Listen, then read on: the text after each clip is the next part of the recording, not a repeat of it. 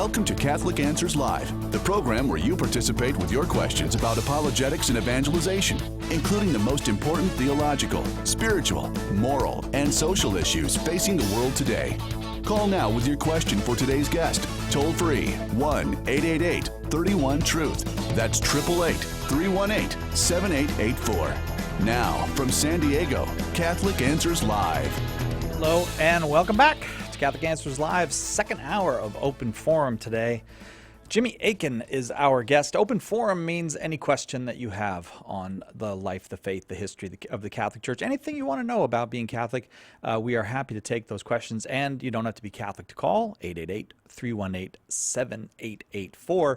And with you, Jimmy, I usually feel comfortable taking calls of a broader religious nature and maybe calls on ethics or philosophy. Sure. In fact, Carlo and I were just in my office discussing some ethical philosophical questions. So I actually walked down the hall while the two of you were coming here, and then I I came back in. You guys are not going to go there. No, I'm not going to say okay. it. But you were using an example to make a philosophical point, and I walked in the middle of it, and I was like, "What are you guys talking about?" Yeah. But when you come in at the tail end of a conversation, sometimes you get. Or in the middle. Oh, the middle. Was that the middle? You get some interesting examples. But it is cool that I like being in a place where there's you can walk in here at Catholic Answers on these conversations, and it's not just all like, oh, I've got all the answers. There's lots of things always that you got to tease out and that nobody knows or that you can disagree about and all that. Yep. Does Carlo have the courage to disagree with you, or? Oh, sure. Does he really? What a brave man. I would assume. I mean, I don't know that he ever has, but It would be futile. But I would assume. No. 888-318-7884. I know where he would disagree with me about some stuff because I am completely unable to play the accordion, and he is not unable to play the accordion. No, he's so a really I would good defer to him on that. Absolutely, that's a skill he has, and I have not cultivated. Can you do like if because you call dances? Yeah, you know, like I call a bunch of different kinds of dances. English too. country dance, for example, or maybe even Morris dancing or square dancing, contra dancing. Could you do that with Carlo playing the? Like, yeah, absolutely. Is it a matter of like as long as it has the right beat, then you can call the dance to it? Yeah, like if he called anything in 2/2/4/4 or 6/8 time, and I could call modern Western square dance to it, and if he was able to do it in an ordinary like 64 beat musical phrase, I could call an ordinary contra dance to it, and yeah, absolutely. Yeah. All right, I'll show up if you guys do that. Okay. I bet a lot of people would show up for that. Open Forum today on Catholic Answers Live, 888-31-TRUTH, the number. Jimmy Akin, our guest. Jimmy is the senior apologist here at Catholic Answers, the author of A Daily Defense, 365 Days Plus One to Becoming a Better Apologist. And on these Open Forum days, Jimmy, I like to pick one of these. 365 days plus one means that you've got a full year of challenges to Catholic belief, and then following each challenge, a defense. And these are all on a single page. And so they're well, that would be really small type. Each one is on a single page. Oh, that's they're not all on a single page. Okay. Let's see. And Carlo's still not afraid of you. You correct things like that if Carlo's not. I'm scared of Jimmy. Friendly. That was friendly. That was very friendly correction of my speaking style. I'm not hurt. I don't want you to think I'm hurt. Good, because it would be far from my intention to hurt. I'm just looking to add comedy for the listeners. I know. Okay, so each time that we get you here on Open Forum, I like to ask a question from the book and see if you remember the answer. And I do them pretty randomly, and this time it's completely randomly. The dating of Acts. Oh, okay. Acts isn't reliable history. It was written long after the events. Well, so there are different schools of thought about when Acts was written. A common view in biblical scholarship is that it was written around the year 80, 80. And if that's the case, well, it records events through about AD 60, or even most people will say 62, although personally I think it's 60. And so if it was written in 80 or 85, then that's like 18 to 23 years after the events in question.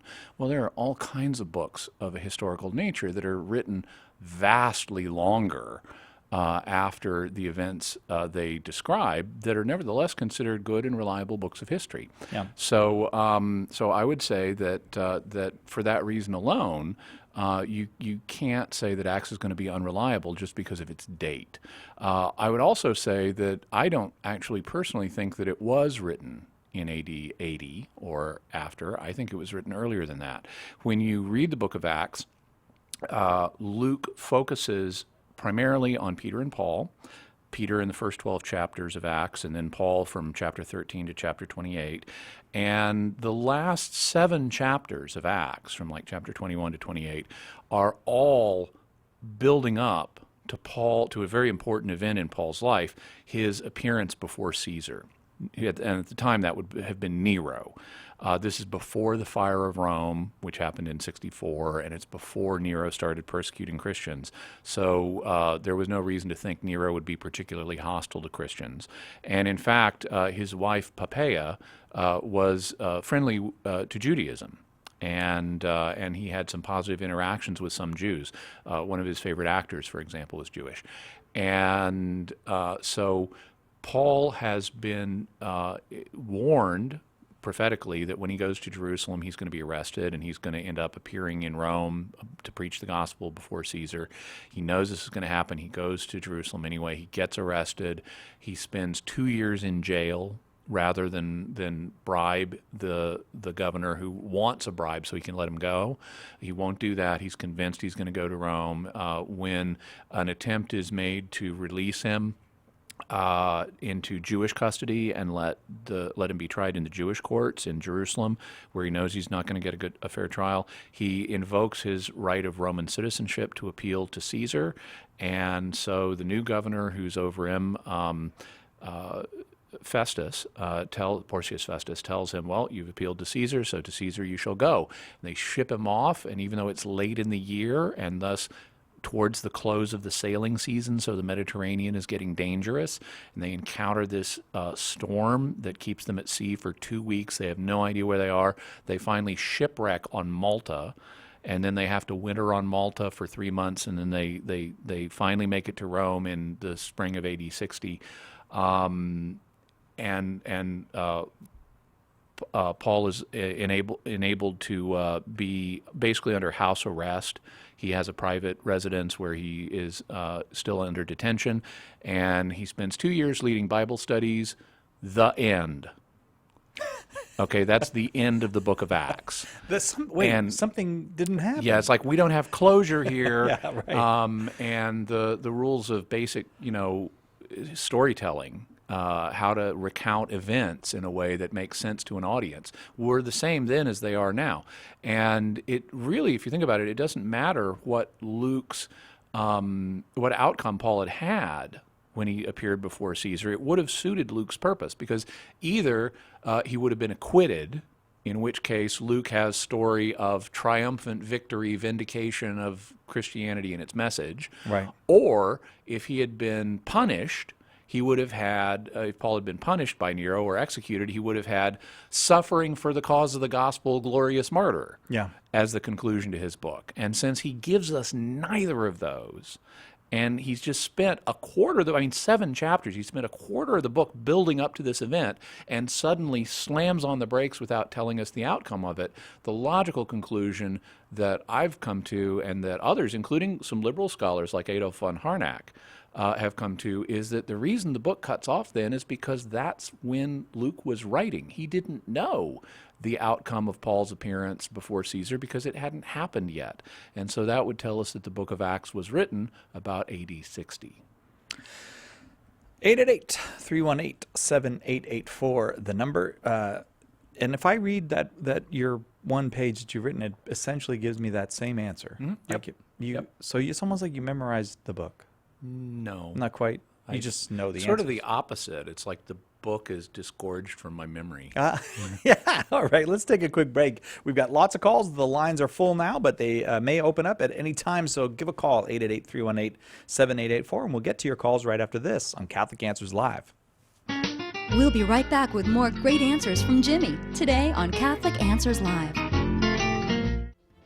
As legend tells it, 500 years ago, a disaffected Augustinian priest nailed his 95 Theses to the door of the Wittenberg Cathedral. The evidence that he actually did this is pretty thin, but Martin Luther's objections to Catholic teachings concerning purgatory and indulgences set off a series of countless ruptures that the Church suffers to this very day. The faithful Catholic wants to be God's instrument in healing these ruptures, but may not know where to begin.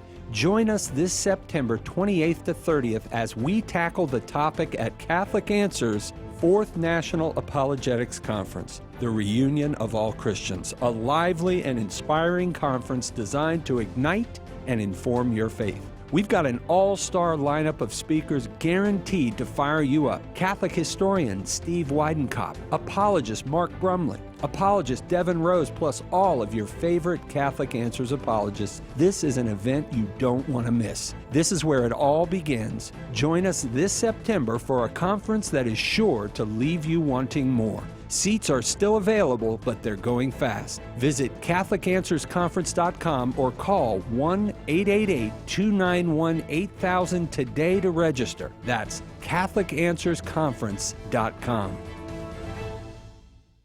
Hi, this is Trent Horn, and I'm here to tell you about a very special promotion we look forward to every year, our annual store-wide summer sale in the online shop at Catholic.com. This online event includes savings of 10 to 50% and more in some cases on every book, tract, CD, DVD, ebook, and MP3 we carry, including my new book, Why We're Catholic. With lower prices and a great selection, it's by far the best online Catholic sale of the summer. So log on now and all this month to the shop at shop.catholic.com and take advantage of our very special prices. These materials will build up your faith because they're from the people you know and trust at Catholic Answers. Call now with your question. 888-318-7884. This is Catholic Answers Live. Welcome back to Catholic Answers Live, Open Forum. I am your host, Cy Kellett. Jimmy Akin, our guest this hour, and Bruce is on the line from Los Angeles, California, listening on Immaculate Heart Radio. Bruce, your question for Jimmy Akin. Hi. I'm coming back into the Catholic Church, oddly enough, because of the computer. So there's two questions I have. One is, how can we find a good way to use the computer to help in the Catholic Church? Because, I'm not much of a guy who buttonholes people and evangelizes them, number one. But I'm pretty good with computers. Okay. Even though I date back to the old UNIVAC, days of the old UNIVAC. And then my second question, I don't fully understand on the papacy because I know he's the vicar, I believe, or deputy of Christ, or under deputy, something like that. You're talking about the Pope. But this particular Pope holds some views that are, somewhat on the left-wing side, which concerns me because I'm very conservative. And some of the statements he's made seem very leftist politically. So how does that work? Okay. Well, so let's deal with your first question first. First of all, welcome back to the church. So glad you're coming back and getting involved again. In terms of using the computer to evangelize, there are multiple ways of doing that. There are websites like Catholic.com, that's our website, where we have a lot of resources that are devoted to helping explain and defend the Catholic faith, and that have a kind of evangelistic nature and an apologetic nature, which answers people's questions and concerns. And we're just one of many websites like that. There are various channels on other websites like YouTube. We have a channel on YouTube, but so do other Catholic ministries. And so there's a lot of things that are already there online that are resources that can help people who are interested in the faith or wanting to learn about it or have some objections and need to have those dealt with. The real question is how to get the material from one person to another. And you mentioned you're not so much one for buttonholing people, but today online we have social media, and that's sites like Facebook and Twitter and things like that.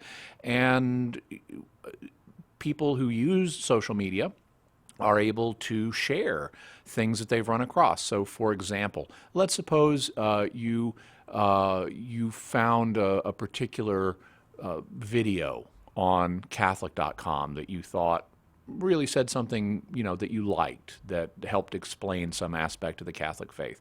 Well, you could take a link to that, or just press an icon actually and share it on Facebook, and then the people that follow you on Facebook would be able to see that, and it wouldn't be like going to any one person and saying, hey, I think you ought to watch this, although you could do that too. But just generally sharing things to people in your social media channels will serve as a kind of evangelization. So that would be one logical way. Also, if you do your own writing on the subject, you're obviously free to share that. You can start a website, you can start a blog, you can share it on Facebook or Twitter or Instagram or all kinds of other channels. The nice thing is today we have so many options that people can use to spread the gospel online for either very low or no cost. And so we're blessed in that regard. In terms of your second question, there's a tendency on many people's part to, and it's especially true in this country right now, because there's a lot of political polarization in this country, but there can be a tendency to want to divide up in terms of political tribes. I mean, that's why political parties exist. Humans have a natural inclination to group together based on certain commonalities and to form tribes, whether the commonalities are based on blood or viewpoint or whatever they may be based on. We have a natural tribal instinct, and as a result of that, we tend to look at people who are in our own tribe, whatever the nature of that is, more favorably, and people who are not in our tribe, who belong to a different tribe, less favorably. That's natural human tendency. But one of the things that Jesus calls us to is to resist that. If you look in the Sermon on the Mount, which is found in Matthew chapters 5 to 7, one of the things Jesus talks about is if you want to be sons of the Father, if you want to be sons of God, you need to treat people like God does. You need to not just greet those who greet you and treat kindly those who are kind to you. You need to treat kindly and look favorably on everybody, because God sends his rain and his sunshine on everybody. And in the ancient world, rain and sunshine were absolutely essential. They were what made the crops grow. And so Jesus' point is God gives his grace liberally to everybody. He doesn't just favor his own followers. He even favors his enemies, and that's what Jesus calls us to, is to pray even for people who persecute us. And so we need to, even though we have a natural instinct towards forming tribes, and that has some benefits that are there by God's design, under the influence of sin, it becomes something it shouldn't, and we need to resist that. And in particular, we need to resist the identification, or we need to resist the temptation to identify the Catholic faith with our own personal political views. Whatever our political views are, whether they're liberal or conservative or something else entirely, the Christian faith transcends all of that. The Christian faith is not about politics. There are moral implications of the Christian faith, and that means that there is some contact between aspects of the Christian faith and things in the political world.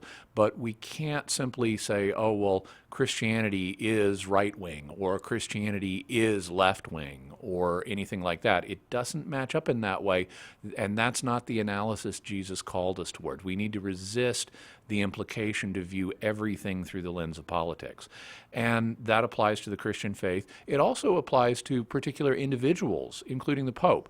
One of the problems we have today is the media is obsessed with politics. I mean, you turn on any channel, radio, television, you're going to find every event being looked at through a political lens, and what does this say about which political tribe? Well, unfortunately, that can result in distorted reporting. And so you oftentimes have Pope Francis being reported as a leftist or a communist even, when in fact he's not. The politics in his native Argentina don't fall neatly into that left-right paradigm. And so his own personal political background, he's not a communist, he's not a leftist in that sense, that he's not a hard right Republican either. He's more complex than that, and the media has a tendency, because of its left-right divide up the tribes politically way of viewing things, tends to want to pigeonhole him in a way that's actually not accurate. Bruce, thank you so much for that call. Because of time limits, we're going to move on. Robert in Camden, Missouri, listening on Covenant Radio Network. Your question for Jimmy Akin. Hi, Mr. Akins. I would like to just ask two short, brief, biblical related Really questions. quick, what are they? Okay. In terms of, should we interpret the Bible literally when it comes to teaching children with a handicap or teenagers about Scripture? And the second one is, what does it mean in the last chapter of the book of Revelation to take away from the words or add to the words the Bible?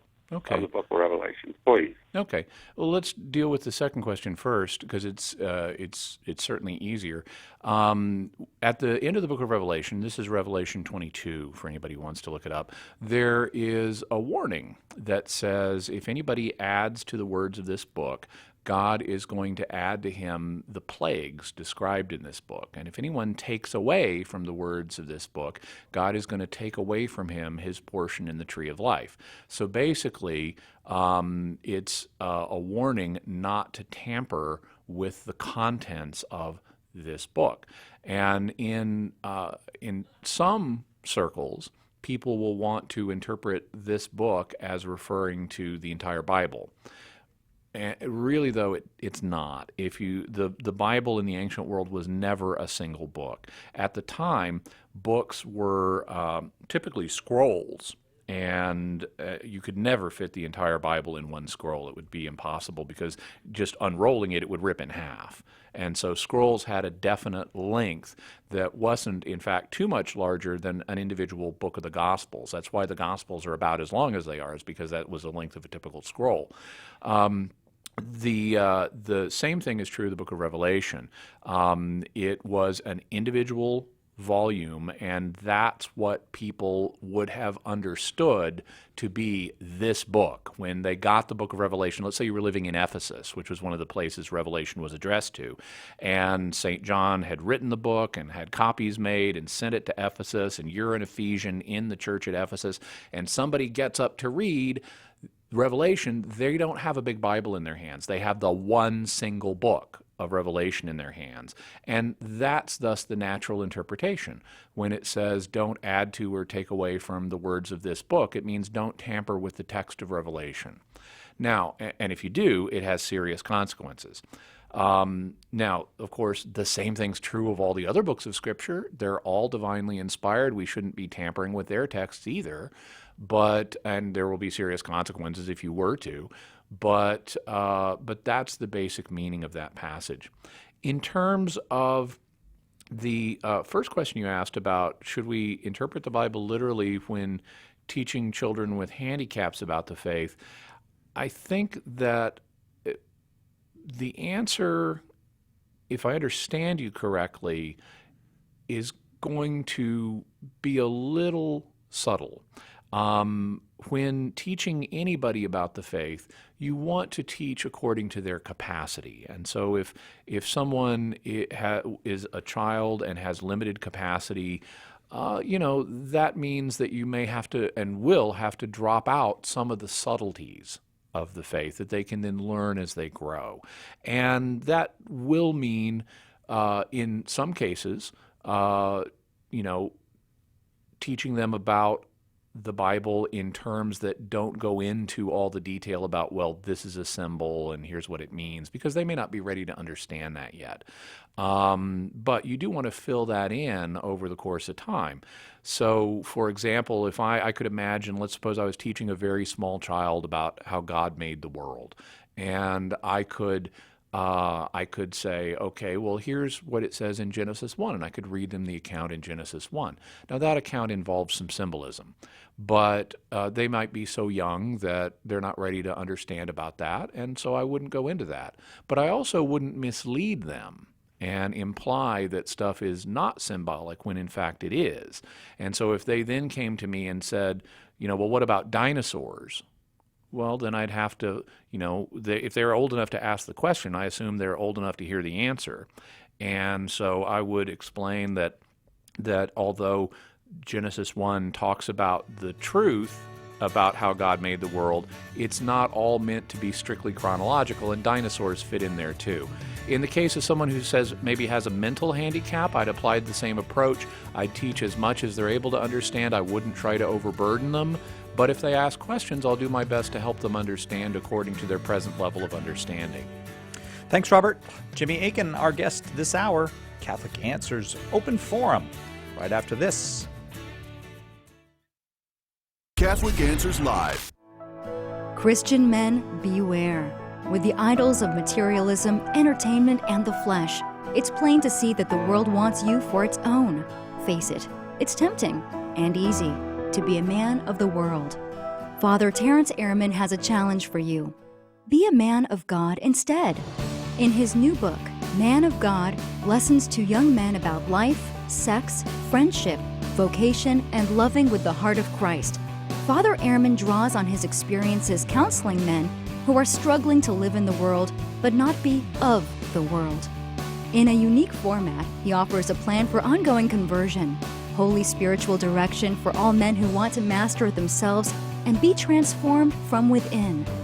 Order your copy of Man of God today by calling 1-888-291-8000, visiting the shop at Catholic.com, or asking for it at a good Catholic bookstore near you. Wouldn't it be great to have a book to give to anyone to explain exactly why Catholics believe what we believe? The good news is now there is. Why We're Catholic is the groundbreaking new resource by apologist Trent Horn, that one book you can hand to anyone as a starting point for helping them find their way into or back to the practice of the Catholic faith. In a series of short, easy-to-read chapters, Trent covers the whole range of common topics, starting with why we believe in anything at all and answering all the common objections to the Catholic faith, both doctrinal and moral. Don't miss out on the most important, life-changing book to come along in years. Better yet, it's only $3 a copy when you order in bulk. Order your copies of Why We're Catholic today by calling 1-888-291-8000, visiting the shop at Catholic.com, or asking for it at a good Catholic bookstore near you. More to Life with Dr. Greg and Lisa Popcak. More to Life is about living the Catholic difference in our marriages, our families, the way we approach life in general. It's about celebrating life and our Catholic faith and discovering all the ways God wants to bless us and help us be a blessing to others. More to Life with Dr. Greg and Lisa Popcak. Weekdays, 10 a.m. Eastern on EWTN Radio.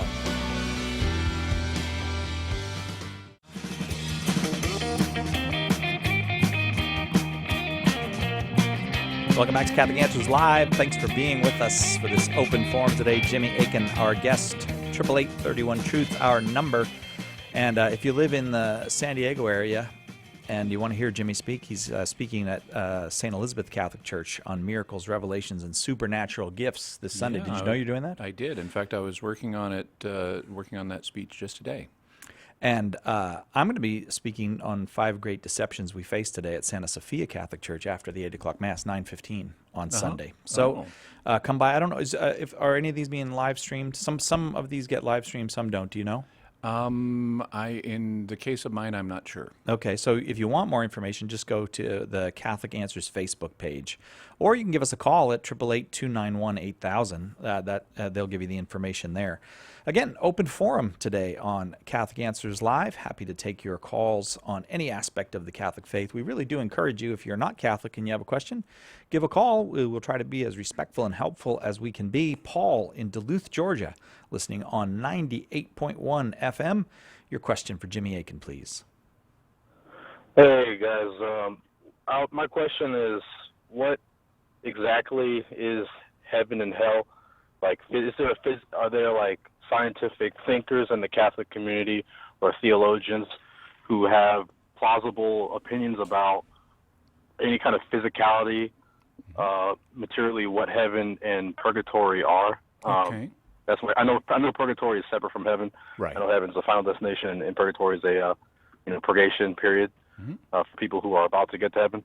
I'm wondering if there's any kind of physical understanding at all of what they are. Well, okay, so here's what I can tell you. The church understands these primarily in terms of being spiritual states rather than physical locations. So heaven, the essence of heaven, is being spiritually united with God in a way that enables you to behold what's known as the beatific vision, which is an intellectual, not a physical vision of God, but an intellectual apprehension of his goodness and his nature. Purgatory is a process of purification that occurs prior to one's entrance into the full reality of heaven. So it's a kind of temporary thing. But you're already united with God in some way greater than in this life, even when you're in purgatory. The definitions of heaven and purgatory, and for that matter, hell, which is exclusion from God's presence, they're all really states of relationship to God. That's the essence of each of those three states. How that plays out in terms of physical location is something that is unclear. Most of the people who are in heaven at the moment or in purgatory don't presently have bodies, and because they're dead and so have not been resurrected yet, and so they don't have bodies, and therefore it's unclear to what extent they could or would occupy any physical location. So it's not like you look in the universe somewhere here in the physical universe of space and time and say, well, this is where these souls are located. There are, depictions in art of like hell being down deep in the earth and heaven being up in the sky, but those are symbolic. Souls are not literally up in the sky or down in the earth. Those are just ways of visualizing relationships with God, which is the essence of the different states. Having said that, it does seem that there is time or something very much like time in heaven because souls can progress from one state to another. They can go from being in purgatory to not being in purgatory, for example. So there is an example of a shift either occurring in time or something like time. They can also go from being disembodied after death to being embodied again in the resurrection. Also, and so there seems to be a kind of time-like aspect, or even just straight-out time, that applies to these states. And if that's the case, then space can apply in some way too, because space and time are basically two sides of the same coin. In fact, we have evidence that heaven is at least capable of receiving physical bodies, because Jesus took his body there, and Mary has her body there, and Elijah seems to have his body there. And so even if they're not manifested by being spread out in space the way we are in our present bodies, heaven at least seems to be capable of receiving physical bodies in some way. Also, we know that at the end of the world, we will have a new heaven and a new earth, where heaven and earth are united again. So the way the book of Revelation depicts it, we will be living in our new bodies on the new earth, which apparently is spatial, in the spiritual state of being fully united with God. So heaven and earth are together in that. And thus the book of Revelation says the dwelling place of God is with men on the new earth in the final state of things. So we don't really know a lot about this area. We have to leave a lot of this up to God, and we'll just have to see. But that kind of sketches some of the basic principles involved. Okay, Paul? Okay, thanks. You pretty much answered the crux of my question. I just always found it the most interesting topic, really. Yeah, it's great to think about. Thank you, Paul. Mm-hmm. We go now to Eli in Biddeford, Maine, listening on 106.7 FM. Your question for Jimmy Akin. Hi, this is Nate, not Eli. Do you want to go to Eli, or should I go ahead? Oh, well, now that we've got you, Nate, apparently there was a cross-up, but you're in Dallas, Texas, listening on EWTN, right? Yes, sir, that's correct. All right, Eli, hang on a second. We'll get to you. Nate, what's your question for Jimmy Akin? Well, nice to talk to you both. I called on May 30th, the end of the hour, and I rushed through my question, and Jimmy, unfortunately, provided an answer that I wasn't totally happy with, so I'm hoping to call back and give a recap very quickly and then jump into my response. Rather, I asked, so what's your question? Because we're coming up on a break, and I want to give you the best answer I can in the time available. What's your question today? my question is, why does God violently and sometimes without warning punish people with death? Sometimes just the one time, and sometimes not even the first time that it's happened, and not certainly the last time that some sin is ever committed that makes him angry. And so is that not an abusive relationship where just a smiting comes down from the heavens, and you responded with, that's not always the case, and we have prophets and so forth. So I wanted to ask, what about the kids who mocked Elisha? What about the flood? What about Ahab and Jezebel's kids who were punished with death for Ahab's and Jezebel's sins? What about Onan, Uzzah? What about David's son who was killed for David's sin? There are numerous examples of God punishing with death without warning, sometimes even the kids of the sinners. And doesn't that seem wrong? Okay. Well, you named a whole bunch of examples there, and they're not all of the same character. So I'm not going to be able to go through each one of them. I didn't, I didn't take notes on precisely the examples you mentioned, and I'll do the best I can with the time I have, and I hope that'll be of assistance. In terms of this question, Catholic theology has there are a range of opinions that are permitted among Catholic theologians regarding how these passages should be interpreted. There is a school of thought that says that all life is a gift, and therefore it's up to God to determine how much of that gift you get. And you have no claim on God to say, well, I should have gotten more than I did. That's just not something that you have a right to. It's all a gift. And therefore, it's not unjust for God to say, well, I'm gonna take away this person's life, either because they've committed some sin or even without them committing a sin. And so there's no fundamental injustice there. One of the themes that is found in Scripture is that God will stand up for people who have suffered unjustly, and he'll make sure that even if someone did suffer in this life, and even if they did suffer unjustly, he'll more than make it up to them in the next life. This is one of the things that St. Paul talks about, which is that if it doesn't matter what the sufferings of the present life are, what God has waiting for us will be so glorious that it more than makes up for that. And so he says that the sufferings of the present life aren't even worth comparing to what is in store for us. In terms of the of God on this interpretation, killing people who have committed a sin, well, he has provided them with witnesses. He has provided them with the prophets. That's something we talked about last time. He's also provided them with moral consciences. The law of God is written on the hearts of men, and you should instinctively know that certain things are right and wrong. And if you do something gravely wrong, there can be consequences for it, either just from the nature of the act itself, or you may run afoul of human justice, or on this view, you could run afoul of divine justice. That doesn't make it abusive any more than it makes it abusive to say, well, guess what? I'm going to go out and get drunk, and I'm going to drunk drive, and maybe I'll get away with it a few times, but if the cops catch me, it's suddenly abusive for the cops to hold me accountable for that. That doesn't make it abusive. Neither does it make it abusive to say, well, okay, I got tipsy that one time and a cop caught me, but he had mercy and let me go. But then the next time he didn't, and that was somehow unjust. Well, you should count yourself lucky, if anything, that you got leniency on one occasion. But just because you got leniency on one occasion does not give you a right to leniency on all occasions.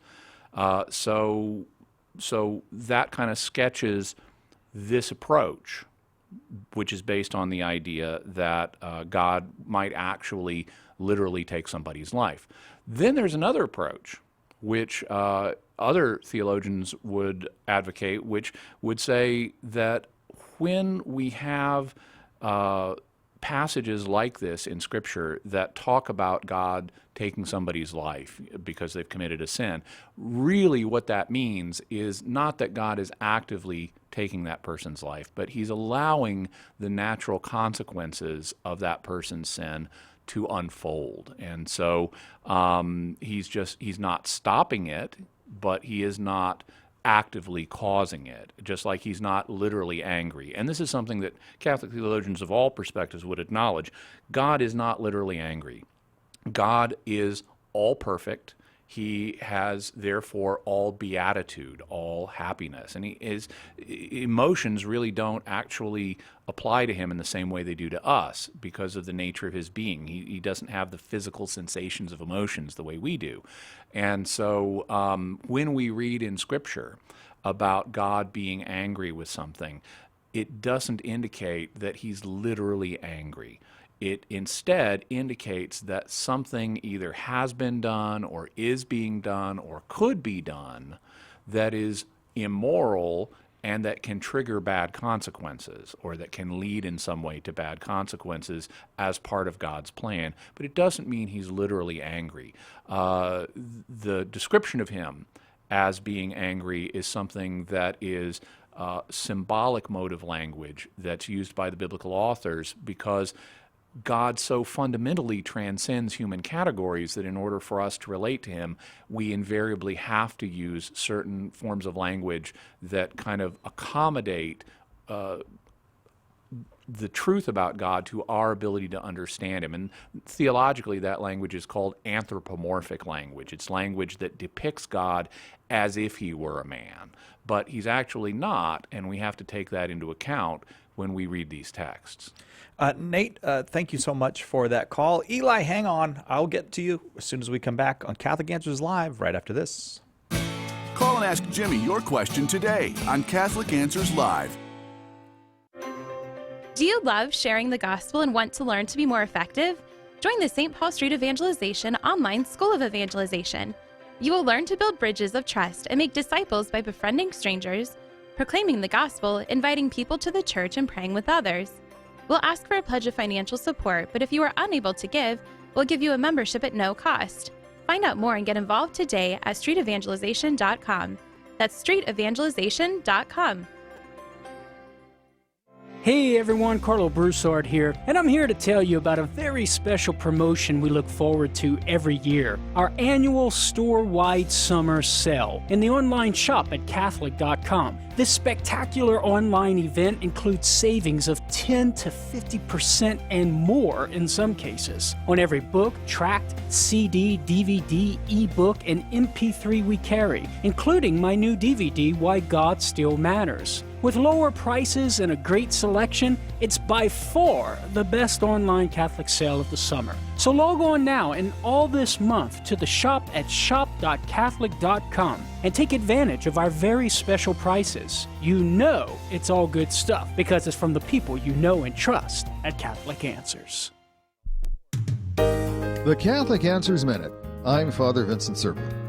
In Matthew 10:7, Jesus told his apostles, "As you go, make this proclamation: the kingdom of God is at hand. Cure the sick, raise the dead, cleanse the lepers, drive out demons. Without cost you have received, without cost you are to give. Do not take gold or silver or copper for your belts, no sack for the journey or a second tunic, or sandals, or a walking stick. The laborer deserves his keep. Whoever will not receive you or listen to your words, go outside that house or town and shake the dust from your feet." Obviously, the word they were preaching was not a message that was so watered down that it could not offend anybody.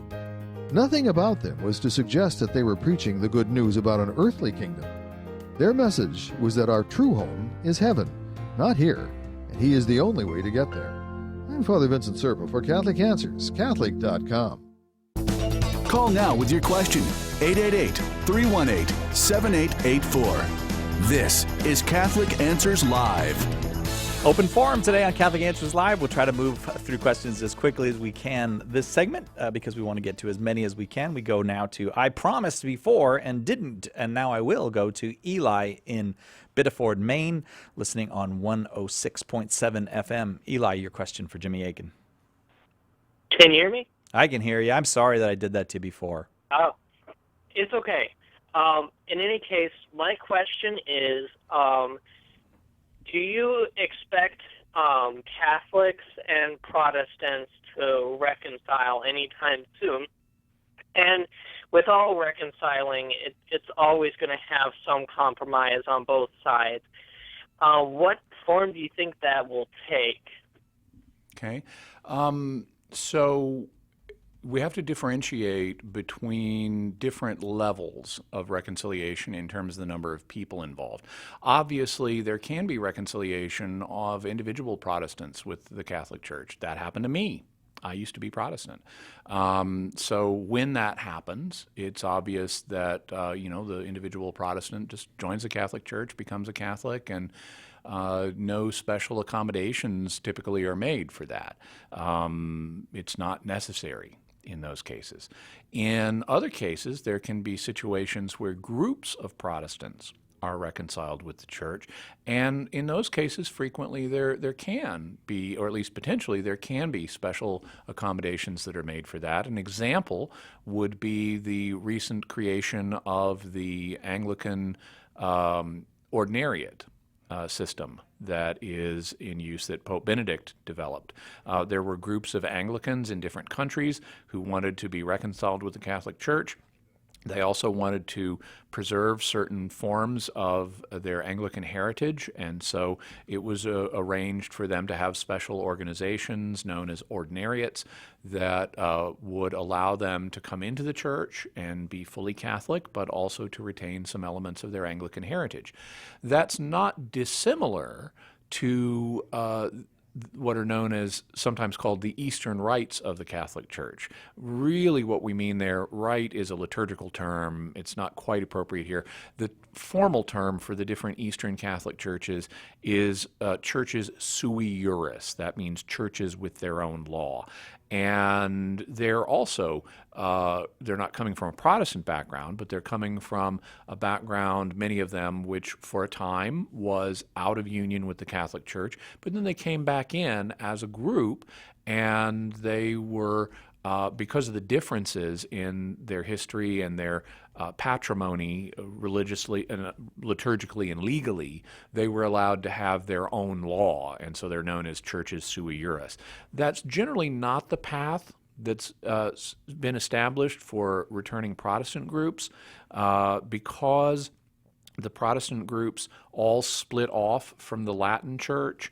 The tendency thus far has been to reincorporate them into the Latin Church, but make whatever special provisions are necessary. So I'd be a little surprised if in the future there was, say, a Lutheran church sui juris, but I wouldn't be surprised if there was a Lutheran ordinariate of Lutherans, people from a Lutheran background who had embraced Catholic teaching and wanted to come back into the Catholic Church. I could imagine that happening.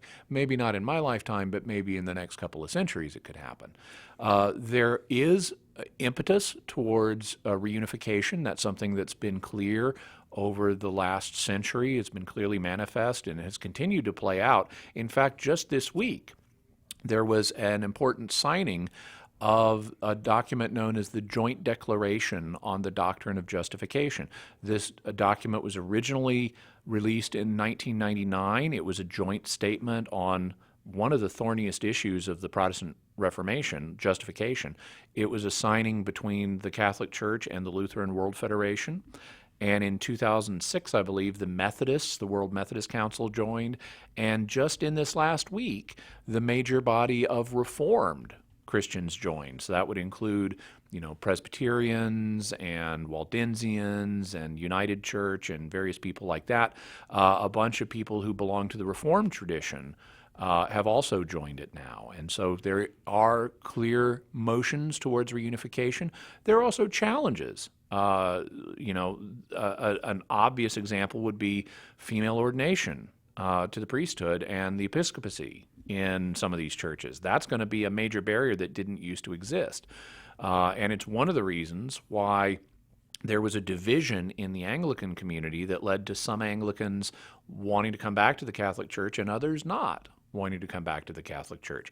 Similar things could replicate in other Protestant communities.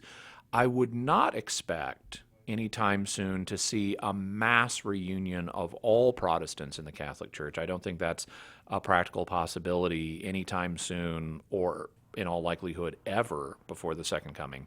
But I do expect that there will be continued efforts towards reconciliation, and by God's will and by His grace at times, hopefully we'll see some fruit materializing from that.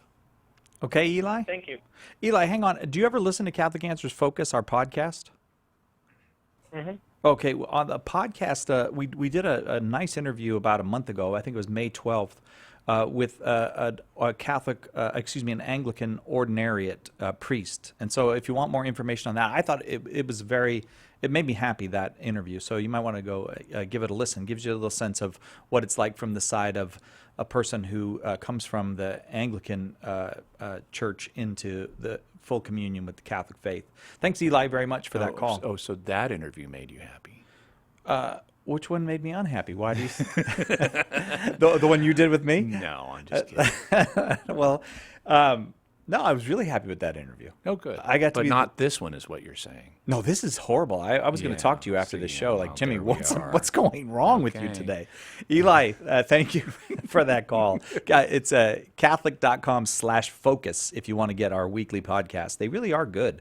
Jera in San Antonio, Texas, listening on the Guadalupe Radio Network. You are on with Jimmy Akin. What's your question? Hi, thank you for hearing my question. My question is, with the understanding that the Vatican walls were built for safety reasons, why are they still up? What are they protecting, and why are we using the Swiss Guard? Okay, well, we're using the Swiss Guard for papal defense, and not just the Swiss Guard, but they're kind of, for people who may not be entirely familiar with the Swiss Guard, they're the guys you see in footage of the Vatican wearing the really colorful, kind of medieval-looking uniforms. They are a bodyguard for the Pope, but they're not the only one. There's also another security service that's more low-key. They kind of have a ceremonial role, kind of like when you see Buckingham Palace. They have those guards out front that have the red uniforms and the big shakos, the busbies. That's what that's called, that big black hat? Mm-hmm, oh. Yeah. And they're both guards, but they're also kind of play a ceremonial role that communicates the dignity and honor of the place. And the Swiss Guards kind of do that as well. In addition to the Swiss Guards, as I mentioned, there's another security service at the Vatican, and their job is to protect the public order at the Vatican, because people can come in there, and it's quite open, actually. If you look at St. Peter's Square, it has no gates.